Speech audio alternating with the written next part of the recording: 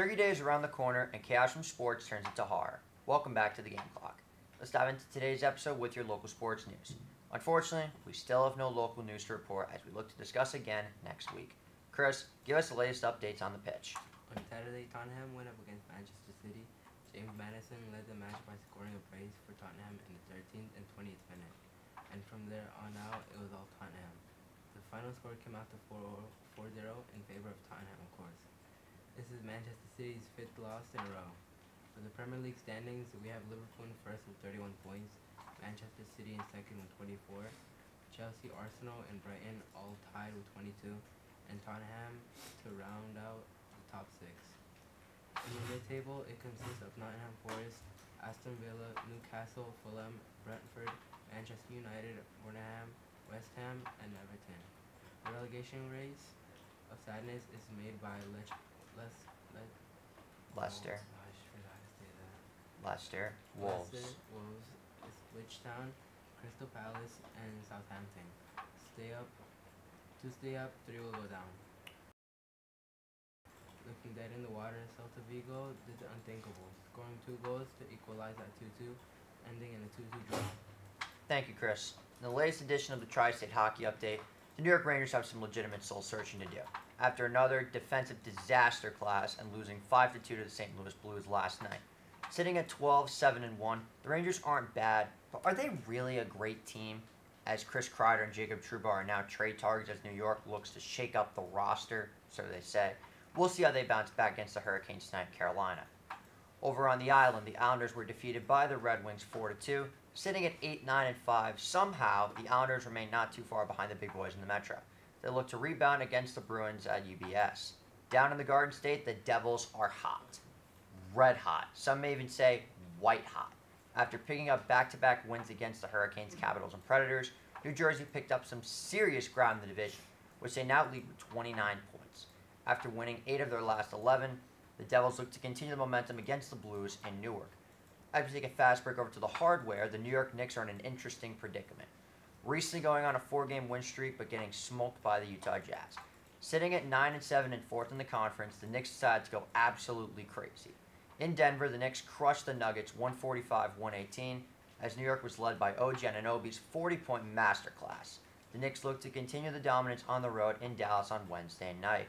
Now, enough talk about that. Let's move on to the weekly wrap-up, or as you may remember, this is my specialty. We had a ton of chaos in the 1 o'clock window. It all started in Washington. The Cowboys and Commanders had themselves a crazy game. After a defensive struggle in the first half, Dallas' offense turned it on.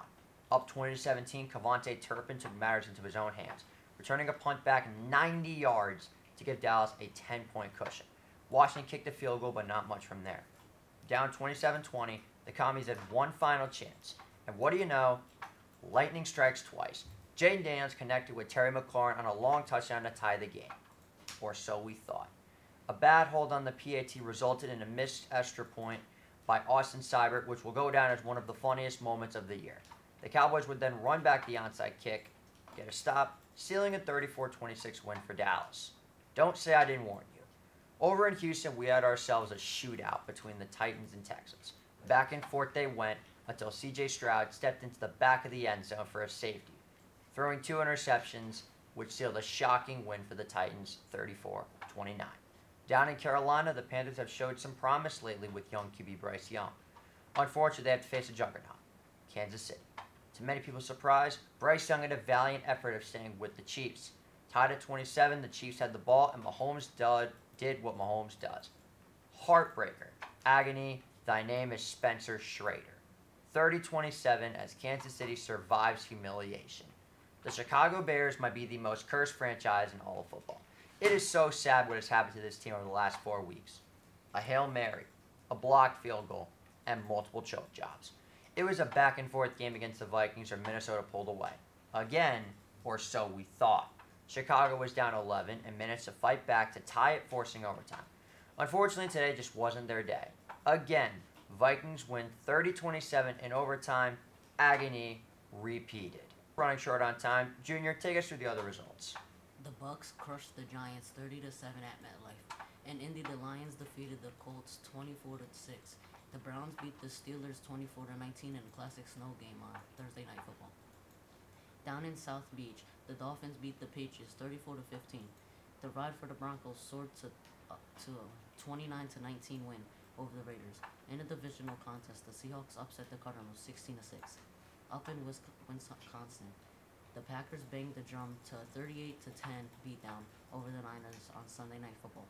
Saquon Barkley led the Eagles with 302 all-purpose yards and a 30-7-20 win over the broken Rams. And on Monday Night Football, the Ravens won the Harbor Bowl 30-23.